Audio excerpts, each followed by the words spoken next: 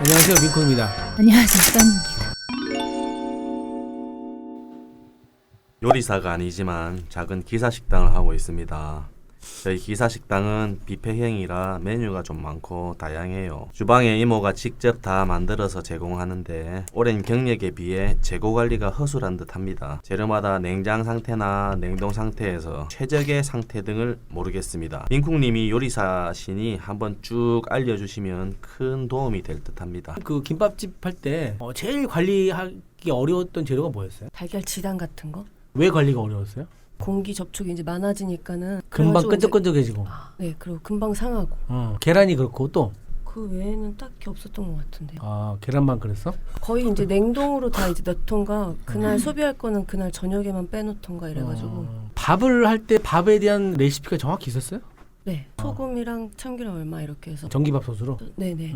안 대표는 노하우 있으면 하나 알려줘봐. 재료 관리 노하우라든가 뭐. 진짜 근데 재료 관리는 노하우가 없는 것 같아요. 그냥 최대한 부지런히 성실히 하는 수밖에 없는 것 같아요. 그래. 저희도 최근에 여름에 연어가 정말 어렵더라고요. 저희는 신선하게 관리한다고 아침마다 받아서 하는데 생연어냐? 아침에, 생연어? 네, 필레로. 근데 희한하게 2-3시 나간 음식인데 손님이 비렸대요. 비린 건 상한 게 아니야. 아 그래요? 손님이 그렇게 말할 때 네. 이제 중요한 거 얘기를 하나 해주자면 내가 이 재료에 대한 깊이 있는 이해를 가지고 있으면 네. 비린 게 손님의 컨디션에 의해서 비린 건지 아니면 이 정말 생선이 상한 건지를 구분할 줄 알아야 된다고. 그럼 예를 들어서 초밥을 시켰는데 광어에서 비린내가 나요. 그러면 어떻게 했냐면 손님 아침에 대한 광어는 문제는 없습니다. 네, 정 필요하시면 메뉴를 바꿔드릴게요. 수고해와야지. 음식이 제일 상하는 이유가 뭔지 알아? 공기 노출이지 당연히.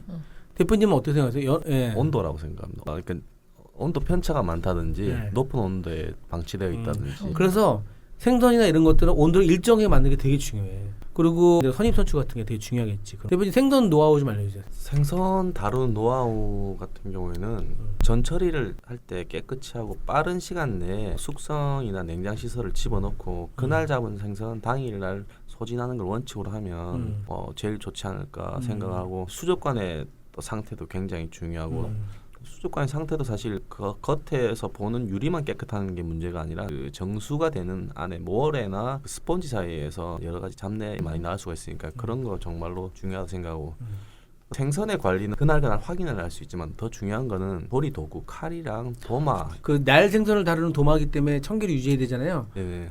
어떤 식으로 관리를 해요? 저희 같은 경우는 이제 저녁에 무조건 끓는 물로 한번 다 이제 소독을 하고 락스를 묻혀서 청소를 한번 해서 물기를 완전히 빼서 다음날 사용하는 걸 원칙으로 하고 있고 칼 같은 경우에도 소독기 같은 소독기? 그런 데서 하고 그 세정액이라고 해서 그 균을 없애는 살균제? 살균제 살균제 같은 경우도 쓰고 손에도 뿌리면서 하라고 이렇게 강조를 하는데도 아무리 강조를 해도 여름철 되면 식중독 처리되면 열심히 하고 한다고 해도 사고 날 때가 한두 있죠. 번에 사고 꼭 있죠. 나오더라고요. 써니는 뭐 하고 있나? 재료 관리 노하우는 많이 파는 거? 빨리 해가지고 떡볶이 관리 네. 노하우를 알려줘. 아침에 들어오는 떡을 사용하는데 씻어서 전분기를 좀 뺀 다음에 보관했던 거. 그 기존 제품들은 오면 기름 같은 거 묻어가지고 오거든요. 씻어가지고 놓고 하면 끓일 때 기름 같은 것도 좀 안 뜨고 하니까.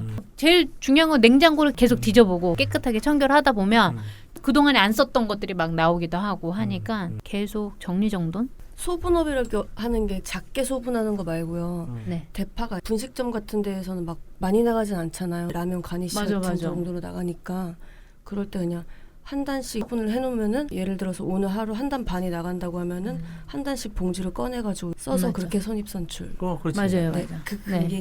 채소를 관리하는 노하우를 말해주자면 안에 재빙기가 있다면 채소는 항상 얼음물에 세척하는 게 중요해요. 장마철이 시작되면 채소가 녹아버리거든. 그 녹은 채소가 채소에 붙으면 그 채소 같이 녹아버려. 그래서 녹은 채소가 들어오면 그거를 제거를 하고 최대한 물에 안 닿게 해야 돼. 왜냐면 습도가 워낙 높기 때문에. 보관할 때도 신문지에 싸서 보관하는 게 좋고. 그리고 파 같은 경우에도 채를 썰어서 물에 헹구는 사람들이 있어요. 근데 파는 되도록이면 헹구지 않고 먹는 게 제일 좋아. 물을 먹어버리면 파향이 떨어진단 말이에요. 양배추 같은 경우에도 쌀을 첫 번째 씻을 때만 쌀에 대한 얘기를 좀 잠깐 해주자면 쌀을 씻을 때 쌀을 씻는 기준들이 집마다 다 다르거든. 쌀을 다룰 줄 모르니까. 자, 맨 처음 쌀을 딱 씻을 때 물에 씻어요. 근데 첫 쌀물은 빨리 버려야 돼. 첫 쌀물은 충분히 많이 해서 빨리 버리는 거야. 그래야 쌀에서 밥내가 안 나. 그리고 쌀이 빨리 안 상해. 그 다음에 그 두 번째는 이제 문질러서 쌀을 닦잖아. 우린 배울 때 쌀을 문질러서 안 닦고 살살 닦으라고 그러잖아.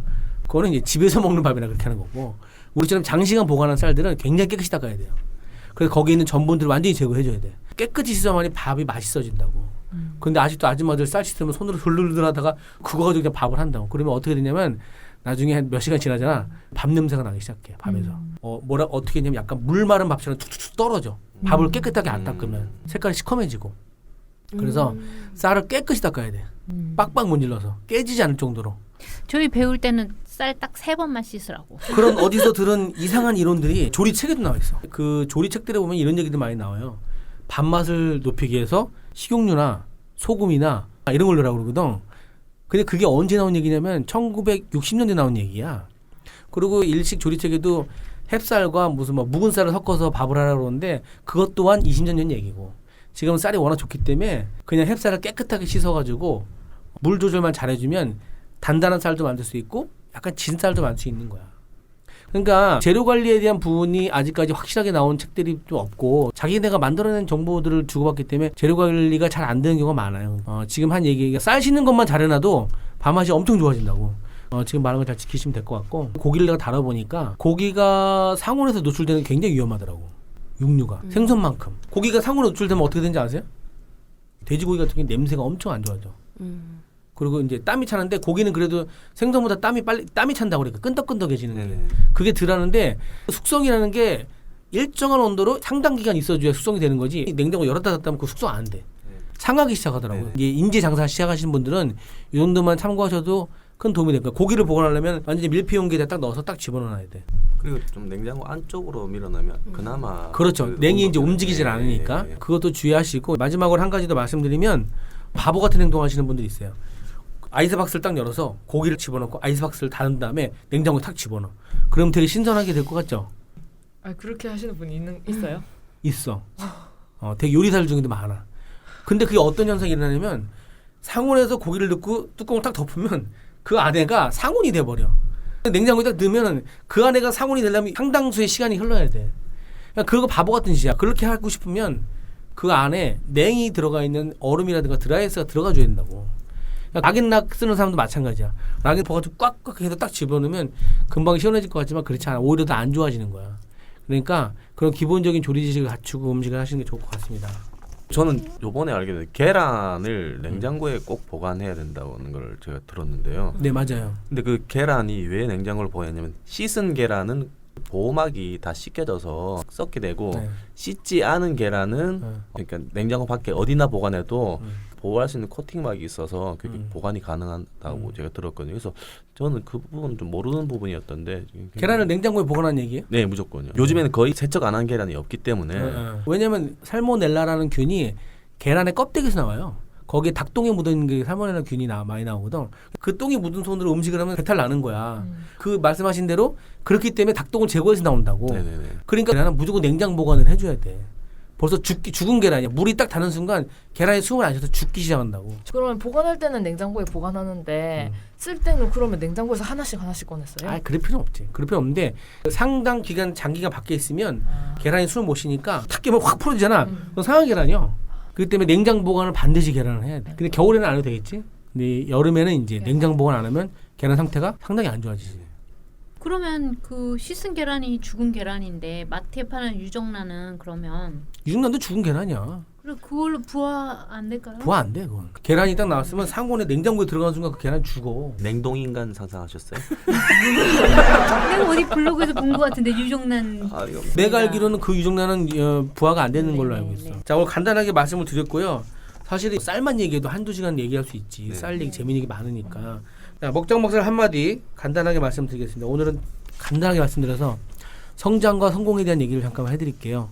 어떤 것이 성장이고 어떤 것이 성공인가에 대해서 고민을 좀 많이 해보시는 게 좋을 것 같아요. 왜냐하면 젊은 그 식당을 하시는 업주분들이 저한테 질문을 하러 옵니다. 성공이 어떻게 돼야 되냐에 대해서 물어보는데 일단 저는 성공을 하지 못하기 때문에 그 얘기는 뒤로 하고 항상 이런 얘기를 해줍니다.